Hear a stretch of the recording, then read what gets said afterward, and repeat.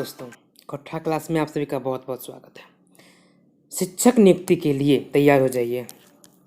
झारखंड में शिक्षक बनने के लिए तैयार हो जाइए।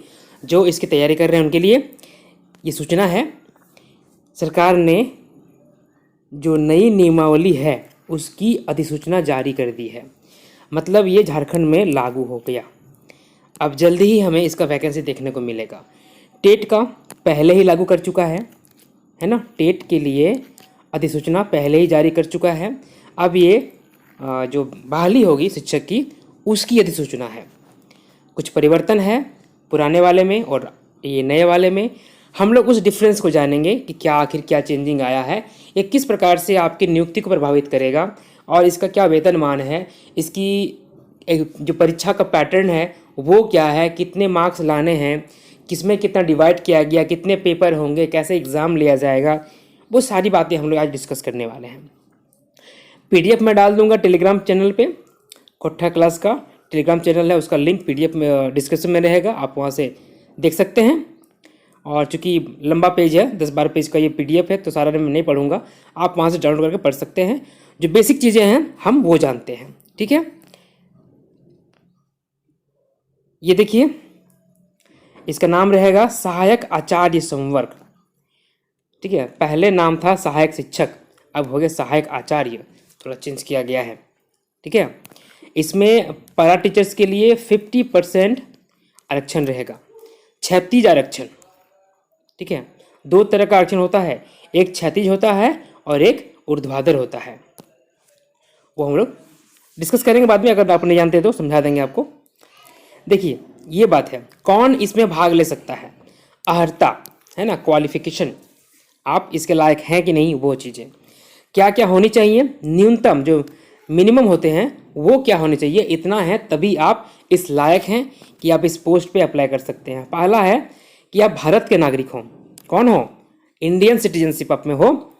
दूसरा, किसी भी न्यायालय द्वारा आपराधिक मामलों के सजा प्राप्त अथवा दोष सिद्ध नहीं हो, अथवा मानसिक रूप से विक्षिप्त और आर्थिक रूप से दिवालिया घोषित नहीं हो। ये सारी चीज़ें आप में नहीं होनी चाहिए। सहायक आचार्य के सीधी नियुक्ति हेतु न्यूनतम उम्र 21 वर्ष, न्यूनतम उम्र 21 वर्ष और अधिकतम आयु बाद में डिसाइड किया जाएगा, अलग अलग कैटेगरी वाइज से अलग अलग होगा, लेकिन मिनिमम 21 साल, ठीक है।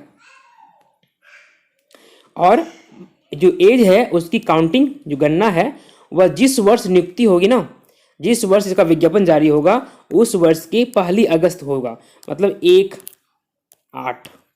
और जिस वर्ष को बहाली होगा वो, मान लीजिए 22 में होने वाला है तो 1/8/2022 को कट ऑफ डेट रहेगा। 23 को होना होगा तो ये 23 हो जाएगा, 25 को होना होगा तो ये 25 हो जाएगा। इस तरह से कट ऑफ का एज का काउंटिंग होगा, ठीक है। आगे यहाँ देखिए, जो पैरा टीचर्स हैं संविदा पे हैं उनके लिए एक यहाँ जरूरी चीज़ लिखा हुआ है।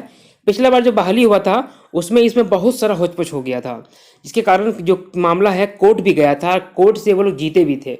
उससे बचने के लिए सरकार ने यहाँ साफ साफ कुछ बातों का जिक्र कर दिया है, जो उस वाद का इसमें काट निकालता है। क्या काट निकलता है, संविदा पर आधारित कार्यकर्मियों जिनकी सेवा विज्ञापन प्रकाशन की तिथि को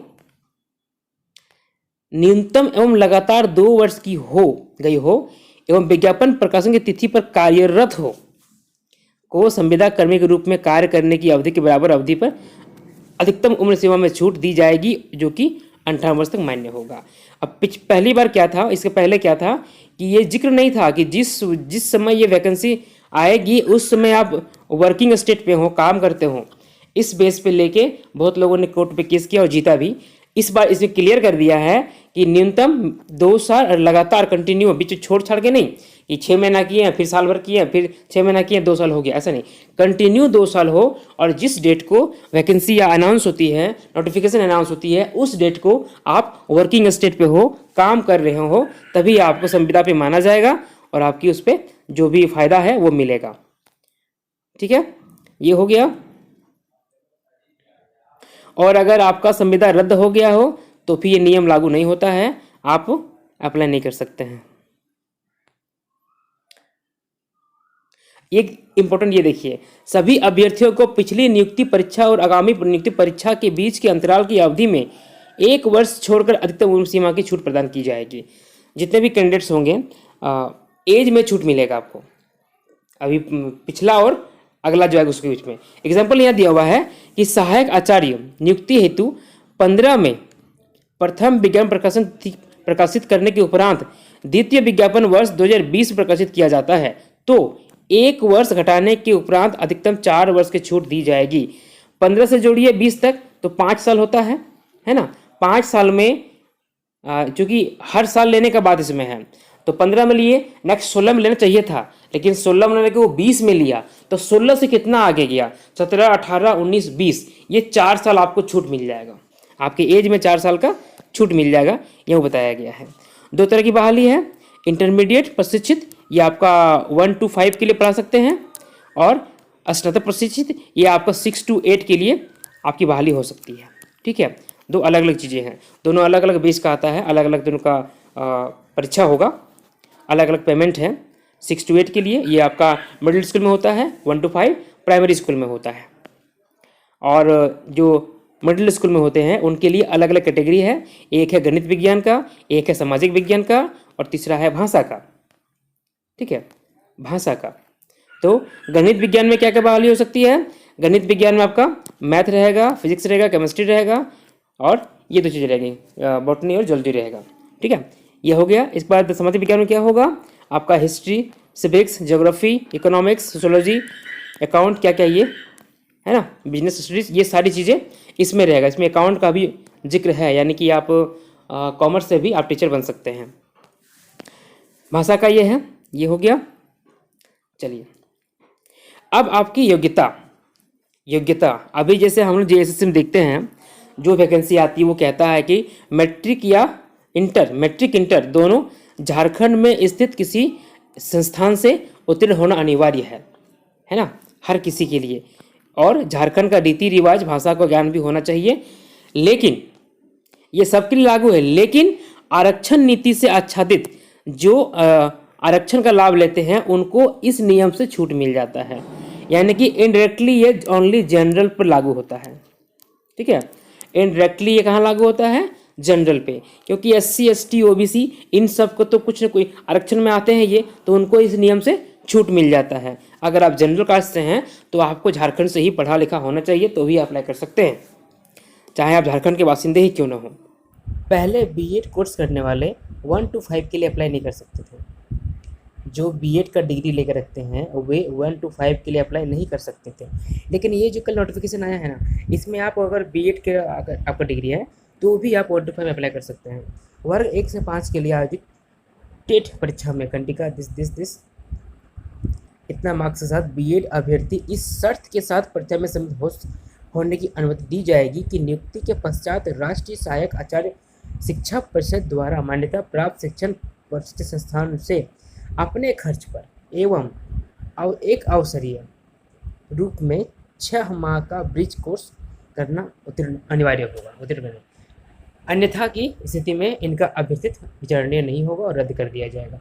मतलब कहने का है कि अब 1 to 5 अगर अप्लाई कर रहे हैं, आप बीएड आपका डिग्री है तो आप अप्लाई कर सकते हैं, आपकी नियुक्ति भी हो जाएगी, लेकिन नियुक्ति के पश्चात अपने खर्चे पर, ठीक है, अपने खर्चे पे आपको 6 महीने का ब्रिज कोर्स करना होगा, उसको उत्तीर्ण करना होगा। इसके लिए आपको सिर्फ एक ही अवसर मिलेगा, एक अवसर में पास कर गए तो आपकी नौकरी रही, नहीं पास किए तो आपकी नौकरी गई। ठीक है, 21 शर्त है। पहले था कि बीएड, अगर किसी का बीएड है तो वो अप्लाई कर ही नहीं सकता है, वो अप्लाई ही नहीं कर सकता था। 6 to 8 के लिए कर सकता था, और 1 to 5 के लिए डिप्लोमा था, डिप्लोमा इन एलिमेंट्री एजुकेशन, जिसको DLED कहा जाता था, उस तरह का कोर्स करना होता था। एक ये चेंजिंग है, अच्छा है, ये सभी को अप्लाई कर सकते हैं। इसके साथ ही जरूरी चीज़ें हैं, एवं लिखा है, देखिए एवं, वो सब तो क्वालिफिकेशन है ही, साथ में आपको टेट पास भी करना होगा। राष्ट्रीय अध्यापक शिक्षा परिषद द्वारा निरूपित मार्गदर्शी सिद्धांतों के अधीन झारखंड सरकार द्वारा कक्षा 1 से 5 अथवा 6 से 8 के लिए आयोजित शिक्षक पात्रता परीक्षा JTET उत्तीर्ण करना होगा। JTET, ठीक है, आप झारखंड के टीचर बनने वाले हैं तो आपको JTET पास करना होगा। ऐसा नहीं है कि आप CTET पास कर लिए हैं और झारखंड में अप्लाई कर सकते हैं तो वो वैलिड नहीं होगा। झारखंड का जो टेट होगा वो आपको पास करना जरूरी होगा। सी टेट जो होता है वो सेंट्रल के इंस्टीट्यूशन के लिए होता है।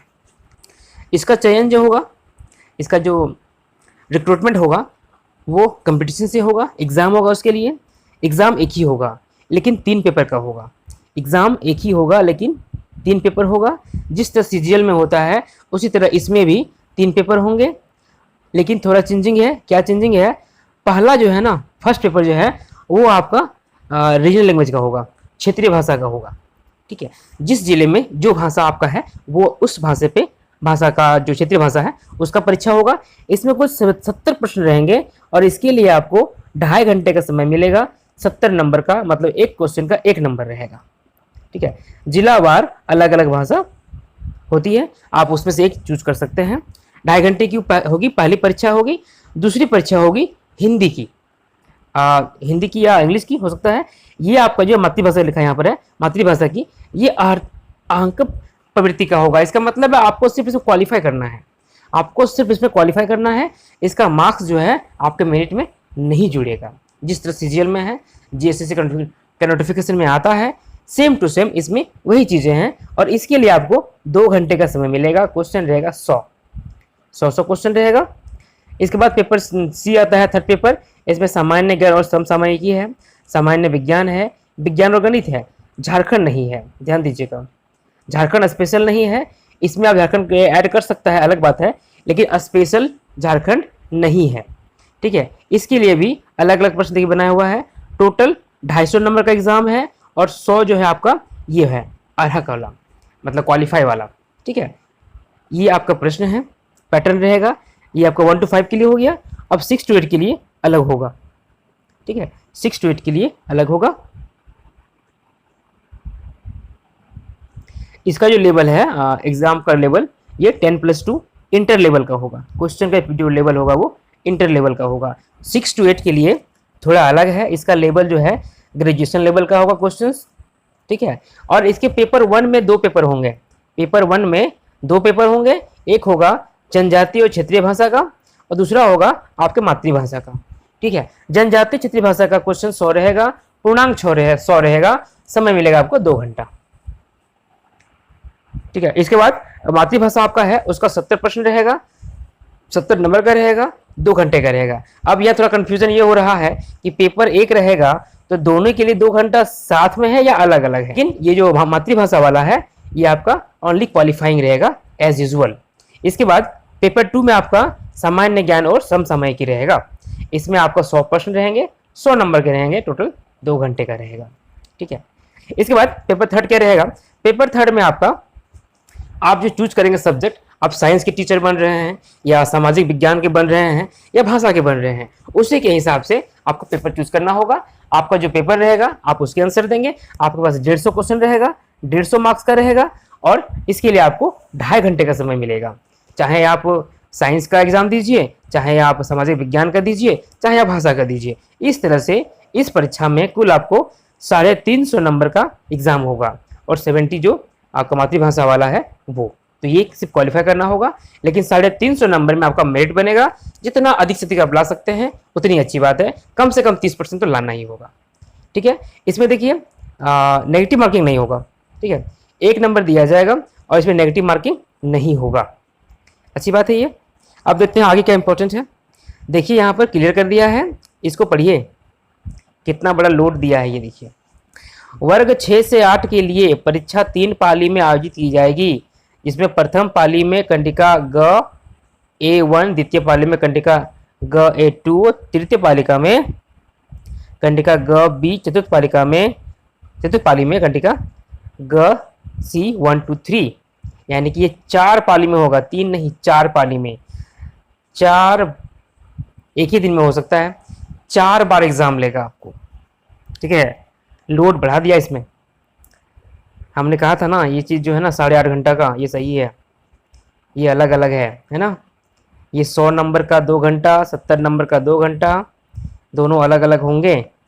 इसके बाद इसका 100 नंबर का 2 घंटा और वैकल्पिक ये सी नंबर का ये 2.5 घंटा। टोटल आपका 8.5 घंटे का एग्ज़ाम होगा।